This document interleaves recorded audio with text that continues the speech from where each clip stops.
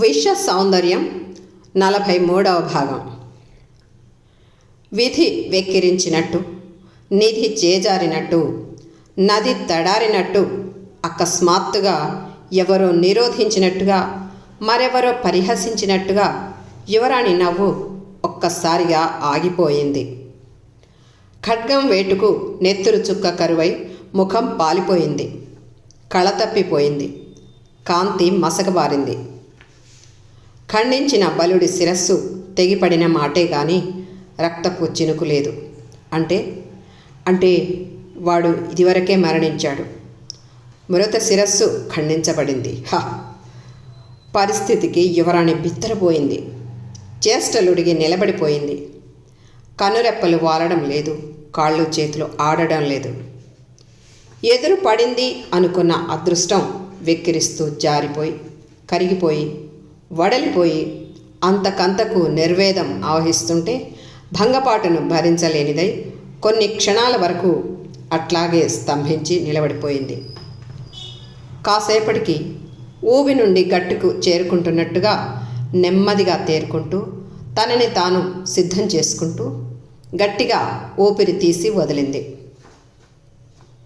ఏం జరిగింది? ఎందుకు ఇలా జరిగింది? ఇది నాకు విషమ పరీక్ష.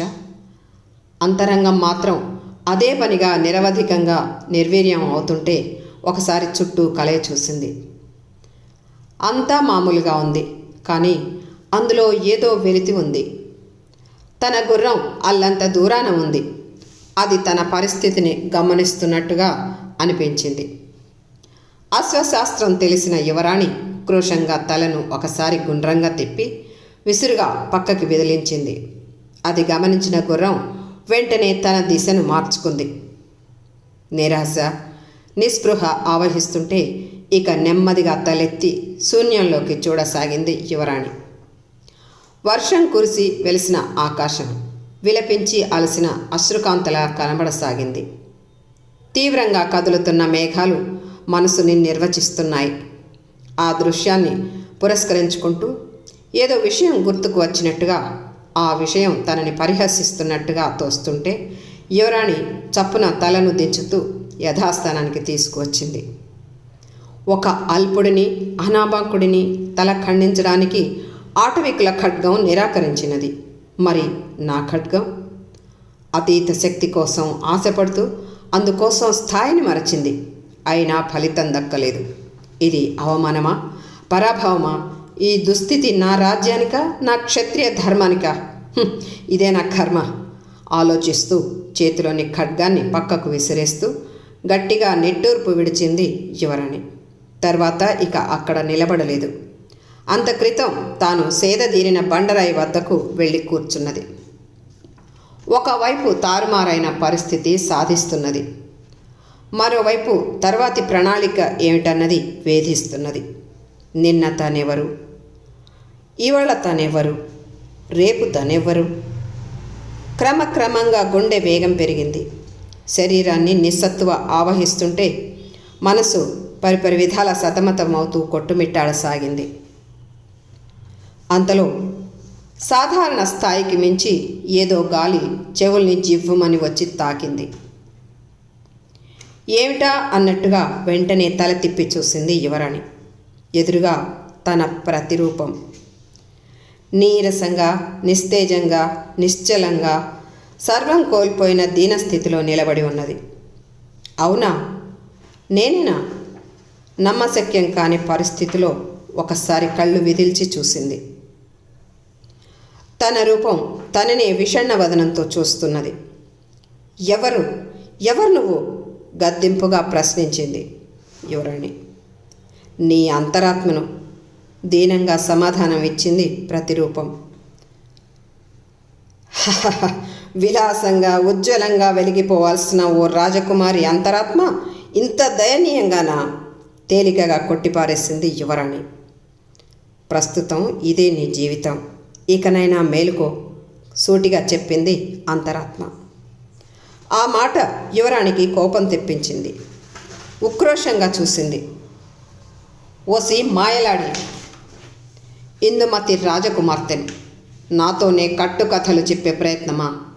సకల విద్యల్లో ఆరితేరిన జ్ఞాన సంపన్నురాలిని. నీ మాయా విద్యల్ని అర్థం చేసుకోలేనా? ఎవరు పంపితే నా వద్దకు వచ్చావే నువ్వు అంటూనే ఖడ్గం కోసం వెతికింది. అది చూస్తూ అంతరాత్మ పగలబడి నవ్వింది.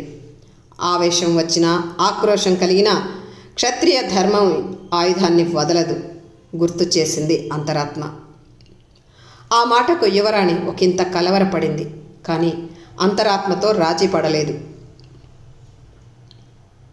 నాకే నీతులు చెప్తున్నావా? మృత కళేబరాన్ని తాగిన ఖడ్గం మాకు ఇనుప ముక్కతో సమానం పౌరుషంగా తల ఎగరేసింది. ఇక చాలు నీ పేలవ పౌరుషం, అహంకారం, అత్యాశ. సమూలంగా వదిలిపెట్టి సాధారణ మనిషిగా, ఒక పుత్రికగా, ఒక ప్రజా బంధువుగా ఆలోచించు. పరిధి దాటి నువ్వేం చేస్తున్నావో, అవధులు దాటి ఏ విధంగా ప్రవర్తిస్తున్నావో నీకు నువ్వు అర్థం అవుతావు. నిర్భయంగా నిలదీసి మాట్లాడింది అంతరాత్మ. అంతరాత్మ మాటలు యువరాణి గొంతులో గరళం నింపుతున్నట్టుగా తోచింది. తనని ఎదిరించి మాట్లాడే సాహసం ఎవ్వరికీ లేదు. అట్లాంటి వాళ్లను తాను క్షమించలేదు. అందుకే తన కళ్ళకి తన చర్మం కప్పుకున్న ప్రత్యక్ష భూతంలా, ప్రతిరూపంలా కనిపిస్తుంటే ఒక్కసారిగా ముందుకు దుమికి దాడి చేసే ప్రయత్నం చేసింది యువరాణి. కానీ శరీరం ముందుకు కదలలేదు. ఎవరో తనను నిరోధిస్తున్నట్టుగా నిస్సహాయత ఆవరించింది. నేను నీ అంతరాత్మను. ఇక్కడ ఉన్నంతసేపు నీవు అడుగు కూడా కదలజాలవు రాజకుమారి చెప్పింది అంతరాత్మ. అయినప్పటికీ యువరాణి ఆగలేదు. దాడికి అదే పనిగా ప్రయత్నించసాగింది. వృధా ప్రయాస అంది అంతరాత్మ. ఆ మాటకు యువరాణి ఆగిపోతూ బుసలు కొట్టింది. నీవు నా శత్రువు కాదు. మనం పరస్పరం శ్రేయోభిలాషులం. సంయమనం పాటించు. నేను చెప్పేది సావధానంగా వినుము ఉపదేశించింది అంతరాత్మ. యువరాణి ససేమిరా కనిపిస్తున్నది. పండ్లు పటపట కొరుకుతూ ఉరిమి చూస్తున్నది. నీకు మతి భ్రమించింది. వృద్ధుడి మాటలకు తొందరపడ్డావే తప్ప వాడి శరీరం ఇదివరకే క్రిమికి భోజనం అయ్యిందనే వాస్తవాన్ని విస్మరించావు. అందుకే నీ ప్రయత్నం బెడిసికొట్టింది. అసలు విషయానికి వచ్చింది అంతరాత్మ. ఆ మాటకు యువరాణి ఆగిపోయింది. భృగుటి ముడిచి వేల ప్రశ్నల సమాహారమై చూసింది. అవును రాజకుమారి, నువ్వు తొందరపడ్డావు. నీవు ఇప్పుడు మళ్ళీ గుహలోకి వెళ్ళాలా? శివశంకరి మాతను ప్రసన్నం చేసుకోవాలా? అందుకు అవకాశం ఉన్నదా? గడువు లోపల మృగాలు పీక్కు తింటేనే శంకరి మాత మహిమలతో ఉంటుందా? శిరస్సు తెగిన దేహానికి సైతం మృగభక్షణ వర్తిస్తుందా? ఇవన్నీ ఆలోచిస్తున్నావా? మూర్ఖురాలా, ఆవులిస్తే పేగులు లెక్కబెట్టాల్సిన స్థానంలో ఉన్నావు. కానీ వ్యామోహంతో నిన్ను నువ్వే కాదు, నీ తెలివితేటలను కూడా క్రమంగా కోల్పోతున్నావు.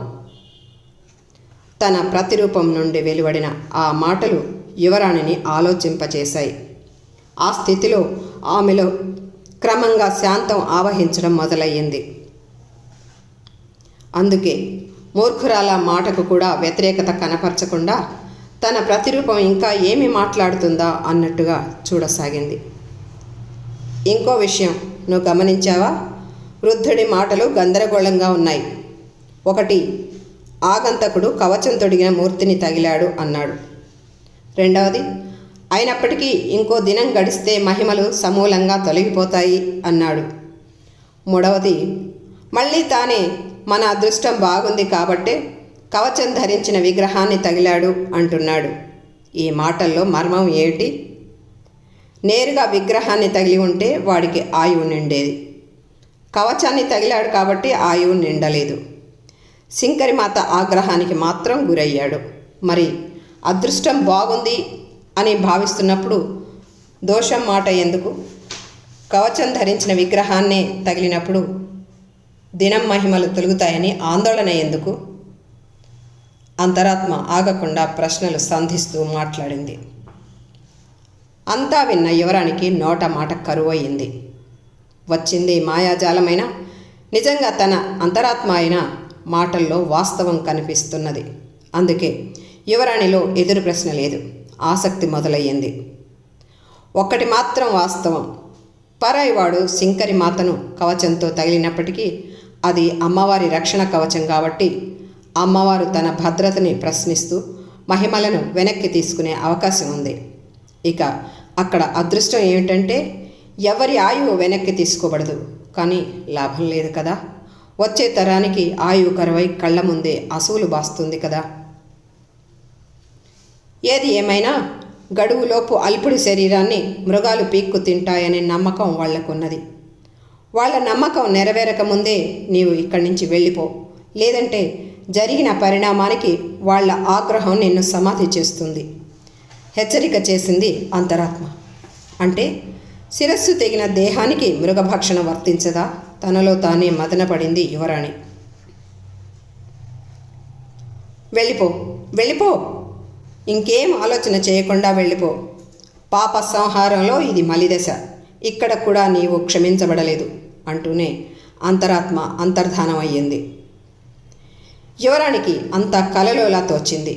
ఆ వెంటనే తనను తాను ఒక్కసారి పరిశీలించుకుంది. ప్రతిరూపాన్ని వెతుకుతూ అటూ ఇటూ పరుగులెట్టింది. అంతా నిశ్శబ్దం. తాను ఇప్పుడు ఎక్కడికి వెళ్ళాలి? తనను తానే ప్రశ్నించుకుంది. సమాధానం తోచలేదు. ఓదార్పుకు తావు లేదు. రేపటికి నిర్ణయం లేదు. తన మెదడు చిట్లిపోతున్నట్టుగా, తన కింది నేల చీలిపోతున్నట్టుగా, తన తల మీద నీడ కూలిపోతున్నట్టుగా, సృష్టి తనపై కళ్ళెర్ర చేసినట్టుగా భ్రమ మొదలయ్యింది. ఆ స్థితిలో నిస్సహాయంగానో నిలదీస్తున్నట్టుగానో మహాదేవా దిక్కులు పిక్కటిల్లేలా బిగ్గరగా అరిచింది. ఆ స్వరం ప్రకృతిలో ప్రతిధ్వనై పొరలు పొరలుగా తేలిపోయింది. గుహలోపల వృద్ధుడు మళ్ళీ మాట్లాడటం మొదలెట్టాడు. మరెవ్వరో అపరిచితులు ఈ గుహలోకి ప్రవేశించారా, లేక మనవాళ్లే నిర్లక్ష్యం వహించారా? గుహద్వారం ఎందుకు తెరుచుకొని ఉన్నది? ఇదివరకు ఒక అనామకుడు ప్రవేశించాడు. ఇప్పుడెవరు ప్రవేశించారు? బయట రాజగుర్రం ఒకటి ఒంటరిగా తిరుగుతున్నది. ఈ పరిసరాల్లో ఏం జరుగుతున్నది? మన పిశాచ జాతికి ఏదైనా ఆపద పొంచి ఉన్నదా? వెలివేయబడిన జాతి మీద ఇన్నాళ్లకు ఎవరి కన్నుబడింది? నాకు ఎందుకో మరో అనుమానం కూడా వస్తున్నది. మన వాళ్ళు ఎవరైనా బయట వాళ్లతో రహస్యంగా ఏదైనా సంబంధం పెట్టుకున్నారా? ఈ సంబంధం ఎటువంటిది? రాజకాంక్షకు సంబంధించిందా, శరీర వాంఛకు సంబంధించిందా? ఈ హడావిడిలో పొరపాటు జరిగిందా? మనం ఆయువుతో బతుకుతామనే తప్ప మహిమలతో కాదు. అందుకే ఎవరు ప్రవేశించారో స్పష్టంగా తెలుసుకోపోతున్నాయి. ఈ సందర్భంగా 2 సమూహాలుగా విడిపోండి. ఒక సమూహం గుహ బయటకు నడిచి శత్రువును కనిపెట్టాలి. 2వ సమూహం గుహ లోపలే శత్రువు కోసం మాటేయాలి. వృద్ధుడి మాటలు అందరూ తమ నోటి శబ్దాల తీవ్రతని మరింత పెంచారు. వృద్ధుడి నిర్ణయానికి అంగీకరిస్తూ తలలు అటూ ఇటూ వేగంగా ఆడించారు. ఇందుమతి సామ్రాజ్యం. యువరాజావారు అతిథి గృహంలో కూర్చుని ఉన్నాడు. వారికి ఇరువైపులా సేవకులు వింజామరలు విసురుతున్నారు. యువరాజా వారికి అభిముఖంగా ఓ చిత్రకారుడు ఆసీనుడై యువరాజాని జాగ్రత్తగా గమనిస్తూ కుంచెను కదుపుతున్నాడు. అక్కడే ఒక పక్కగా 4 ఆంతరంగిక సిబ్బంది కూడా కొలువై ఉన్నది. విజయోత్సవాన్ని పురస్కరించుకుని గీయబడుతున్న ఈ చిత్రం సభామందిరాన్ని అలరించి మహారాజా దంపతులు తిరిగి రాగానే స్వాగతం పలకాలి. ఆంతరంగిక సిబ్బందిలో ఒకరు పలికారు. మహామంత్రి కోరిక కూడా ఇదే, మరొకరు కల్పించుకున్నారు.